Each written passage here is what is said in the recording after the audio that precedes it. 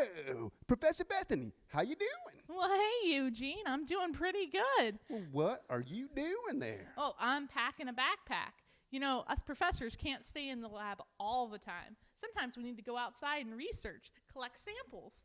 So when we're doing that, we might be gone for weeks at a time. Whoa, that's a long time.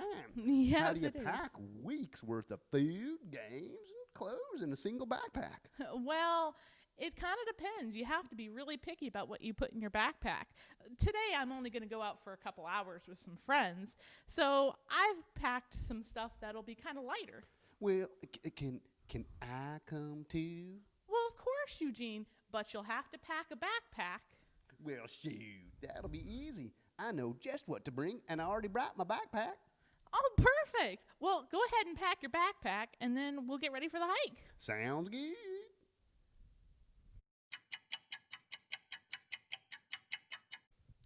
Well, hey, Eugene, all set? You better believe it. I got everything I can need right here.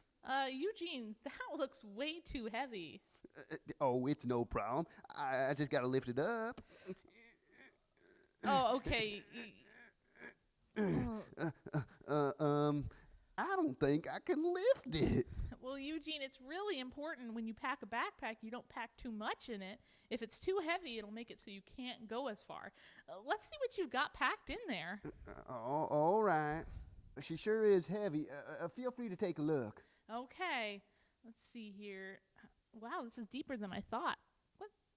What is this, Eugene? Well, those wrench, you see. You never know when you might need to fix some pipes up on top of a mountain. Well, I guess that's true. Let's see what else you've got in here. Eugene, a video game console? Of course, a video game console. You know, we might get bored with all this hiking.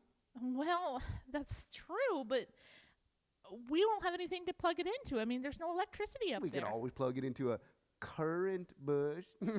A current bush. Like electrical current. Very funny, Eugene. All right, let's see what else you got in there. Now, you can't tell me we don't need that. Now, that's a hammer. Now, a hammer is a handy tool, you see. Well, that's true. All these things are useful, but when you're packing a backpack, you have to remember to only pack the necessities. You could pack necessities. What's a necessity? A necessity is something that's very essential, something that you have to have. Things like water, food, protection against the elements, those are necessities. Did you pack any water, Eugene? Okay, now I may have forgot the water, but I Oh. did pack some food. Well, that's good. What did you pack? Oh, a can of beans. You know how I love baked beans, you see.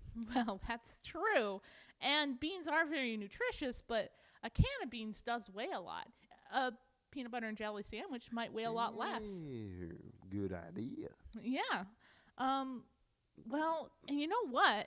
Actually, I have a friend who's coming, who's going to teach us about making shelters. While he's teaching us, should I go repack my pack? I think that might be a good idea, Eugene. I don't know what else you've got in there, but if it's a little bit lighter, I bet you'd be able to carry it a lot longer. Sounds good. Thanks for all the advice, Professor Bethany. All right, I'll catch up with you soon. All right, bye. Bye. Hey guys, Soldovia Jones. Good job, Professor Bethany, helping Eugene out with his backpack problem. Hopefully he gets that figured out.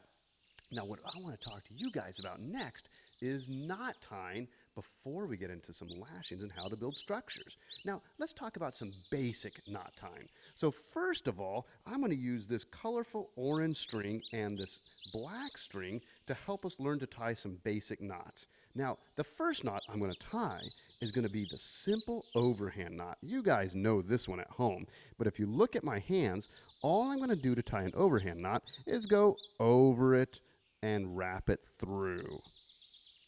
So I just went over it, wrapped it through, and it's just a knot like this.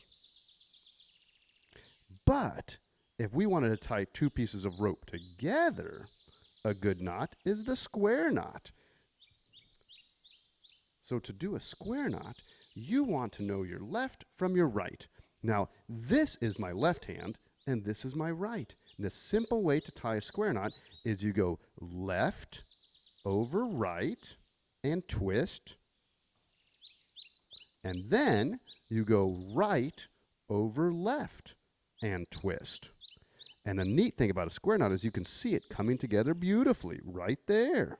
And then we pull it together. And you can see how it's a really nice knot. Whenever you tie knots, you always want to clean them up at the end. And there is our square knot. All right, this next knot we're going to talk about is called the clove hitch. Now, the clove hitch is the knot for tying and beginning lashings. It's a knot used on wood or anything that's cylinder shaped. So you tie it like so. I take the knot like this, the rope like this, and I'm going to take it over and make an X like this. You guys can see that X. Now I'm going to bring it back around and I'm going to slide it right under this cross rope and pull that tight. And this is a great knot to tie on any branches, on any cylindrical shape. All right, now next, since we've learned some basic knots, we want to try a lashing. Now, like Professor Bethany was saying, this can be used to build structures. Now, the structure we're going to build is a pretty simple structure called a tripod, which means you need to find three about equal length sticks. So I've got 3 sticks here, and I'm going to lash these sticks together. Now, watch, I start with a clove hitch. Watch the clove hitch I tie.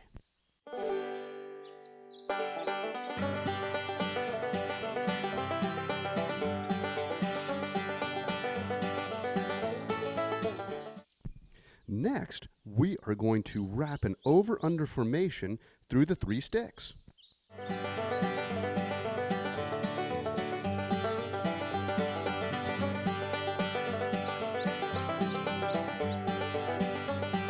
Once I feel I've done that enough, I want to go ahead and start frapping. Now, frapping is an art of kind of tightening these together, and it's going to tighten the whole lashing. You can tell I wasn't pulling super tight to lash these 3 sticks together, which you certainly can make it tighter. But for this demonstration, we're just keeping it nice and loose.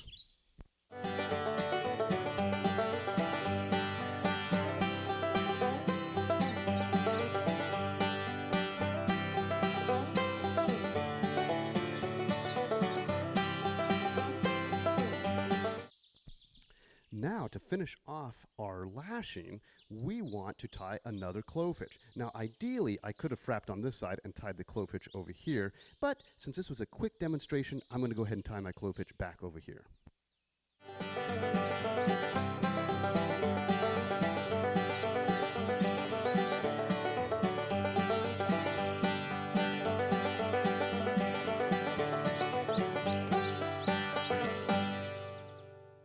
So now we have our lashing completed with our 3 sticks making a tripod. But, Soldovia Jones, what good is a tripod? That's a great question. A tripod can be used for many things, and as we zoom out here, I'll show you what it can do. All right, we went ahead and stood up our tripod. All we had to do is fan these sticks out. Now, this can be built for all kinds of different structures. Now, this structure that I built here is perfect size for a nice little tripod over a campfire. With the campfire going, you can hang a pot and cook stuff over it, or just warm some water, all kinds of fun uses. Another use for it is to use 3 large sticks to build tripods to maybe hang some other sticks over, maybe a clothesline or something like that. So tripods are great structures to be able to build in the wilderness. Thanks, guys.